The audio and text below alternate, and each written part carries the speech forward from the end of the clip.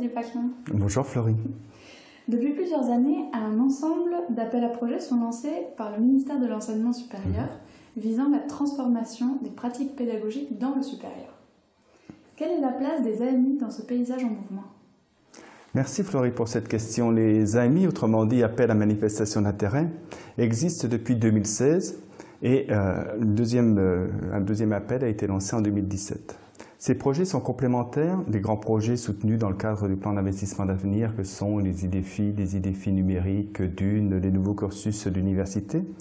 Sont différents en cela qu'ils sont d'une part circonscrits dans le temps, puisque ces projets ne peuvent pas excéder 2 années, qu'ils ont une finalité qui également est plus réduite parce que ce sont des projets qui visent une transformation qui est bien identifiée, soit au niveau d'une pratique, soit au niveau d'un public au sein d'un établissement, et dont l'objectif est de parvenir en 2 ans, ce qui est un véritable challenge, à des micro-transformations durables des pratiques.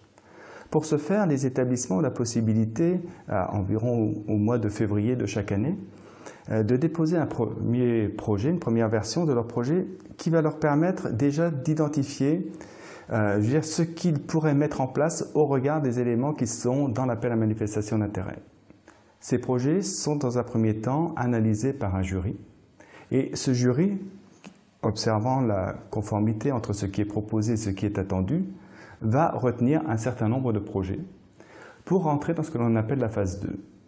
La phase 2 va permettre aux porteurs de projets retenus, tenant compte des commentaires qui ont été formalisés par les membres du jury, d'améliorer, s'ils le souhaitent, leur projet et de le déposer à nouveau.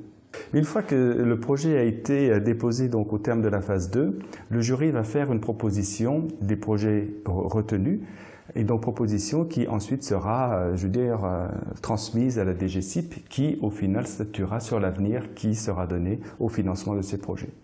Sachant que ces projets peuvent obtenir un financement au maximum égal à 70 000 €, avec pour condition que les porteurs de projets mobilisent au moins 50% du budget total du projet. Ce qui veut dire qu'un projet peut faire 140 000 € au total, mais tout comme il peut faire 30 000 € et là la subvention sera de 15 000 €, tout comme il peut faire 300 000 € ou plus, mais la subvention sera toujours au max de 70 000 €. D'accord. Merci pour cette réponse complète. Pourriez-vous rappeler quelques projets soutenus dans le cadre de cette AMI? Alors, les projets qui sont soutenus dans le cadre de cette AMI visent des finalités qui aujourd'hui, sont communes au sens de la réussite des étudiants de premier cycle, mais également de 2e et 3e cycle, sachant que les problématiques ne sont pas les mêmes, avec une perspective dans ces projets qui est à la fois de travailler à la modification des pratiques pédagogiques, mais également à la mobilisation et la conception parfois de services numériques adaptés à la réussite des étudiants. Je vais prendre un premier projet qui est une expression à la fois de l'hybridation, c'est-à-dire un projet qui s'appelle FlexiPassès, qui par l'hybridation des modalités pédagogiques en présence à distance, mobilisant entre autres des ressources produites par les UNT, va permettre de flexibiliser le parcours d'étudiants qui sont en PACES, permettant ainsi, tenant compte des disponibilités, des prérequis à développer et des préacquis également qui sont déjà consolidés, à chaque étudiant de trouver un parcours qui soit plus individualisé et de se rapprocher un peu sur mesure là où habituellement le parcours est standard. Le deuxième projet, lui, s'appelle Licence STAPS numérique, dont l'objectif est de s'adresser à des étudiants empêchés, que ce soit des sportifs de haut niveau, bien sûr, mais ça peut être aussi d'autres publics. Et là, toute la licence est proposée, ce qu'on appelle format numérique, permettant ainsi de s'affranchir du temps et de l'espace et de rejoindre les étudiants qui sont dits empêchés et leur permettre donc de réaliser les différentes activités d'enseignement d'apprentissage lorsqu'ils en ont la possibilité. Et le troisième projet, lui, est intéressant parce qu'il s'intéresse à un public dit formation tout au long de la vie, dont on sait que dès lors qu'il est à distance, se pose la question de fournir les preuves d'activité.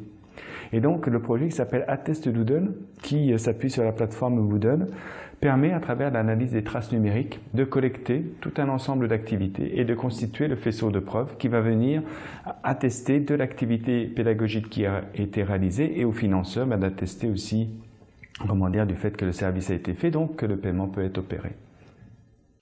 Et je terminerai par un dernier exemple qui, lui, s'adresse plus particulièrement à un acteur qui est quand même central, qui est l'enseignant et l'enseignante. Je prendrai l'exemple du réseau des accompagnateurs pédagogiques qui a été mis en place par l'Université de Lorraine, qui a identifié, suite à un appel à projet interne, 12 personnes qui deviennent les ambassadeurs de la transformation pédagogique. Et pour les accompagner dans cette mission très particulière qui est d'accompagner des pairs, eh bien tout un ensemble à la fois de formation sur différentes thématiques, mais également de réflexion sur ce qu'est la pratique d'accompagnement est proposé à ces 12 personnes. L'objectif étant de faire en sorte de contribuer à une plus grande dissémination des pratiques pédagogiques au plus près de là où se fait la transformation, c'est-à-dire dans la salle de classe, dans les amphithéâtres, dans les laboratoires, dans des lieux de travaux pratiques. Merci pour ces exemples. Il me semble avoir vu que 77 projets ont été retenus au titre de 2016 et de 2017. Que dire de leur mise en œuvre? Est-ce qu'on leur propose un suivi, un accompagnement particulier qui serait proposé aux porteurs de projets? Alors parmi l'appel à projet 2016 et l'appel à projet 2017, je voudrais juste revenir sur quelques données. Pour l'appel à projet AMI 2016, 193 candidatures ont été déposées et pour l'appel à projet 2017, 108 projets. Au terme des deux phases dont j'expliquais tout à l'heure la dynamique, 77 projets ont été retenus. Et à ce stade-là, et même antérieurement, dès l'instruction des dossiers, si je puis dire, il y a un accompagnement qui est fait. L'accompagnement pendant l'instruction des dossiers est le suivant, c'est-à-dire que nous nous sommes rendus compte, membres du jury, qu'il y avait des projets qui étaient assez proches.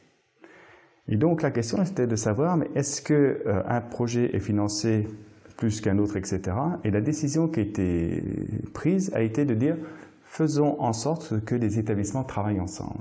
Et pour ça, nous avons proposé aux porteurs de projets, dès lors où les thématiques étaient suffisamment proches, qu'ils réunissent leur dynamique, leurs forces, leurs ressources pour atteindre leur objectif à la fois singulier de leur établissement, mais également plus global autour de la problématique dans laquelle ils étaient engagés. C'est ainsi que deux réseaux ont vu le jour, le réseau RENAPSUP, donc qui réunit les établissements qui sont engagés dans l'approche programme et par compétences, et le réseau Learning Lab qui lui réunit les établissements qui sont engagés dans la reconfiguration des espaces physiques en soutien à l'évolution du design pédagogique. Il y a également au moment de l'instruction des dossiers un type d'accompagnement qui est fait lorsqu'on constate que sur exactement le même sujet, plusieurs projets, je veux dire, se sont positionnés. Et là, dans une logique d'économie de moyens et de mutualisation que l'on souhaite dès le départ du projet, eh bien, on invite les porteurs de projets à ne déposer qu'un seul et unique projet. C'est le cas, par exemple, de ce qui a eu lieu en 2017 par rapport au projet portant sur les compétences transversales. L'autre mode d'accompagnement, c'est un accompagnement dès lors où le financement a été alloué, et un accompagnement qui se traduit par 3 séminaires, 3 temps de rencontres avec l'ensemble des porteurs de projets, 2 journées, plus un temps de 2 jours, donc 3 jours au total, 4 jours au total, pardon, qui permet d'une part aux porteurs de projets d'échanger sur leurs pratiques, qui leur permet de connaître ce que font les autres, et également qui va leur permettre de préparer également le bilan de leur projet, c'est-à-dire de se mettre en situation d'expliciter ce qui serait intéressant pour d'autres établissements qui souhaiteraient se lancer dans cette dynamique-là.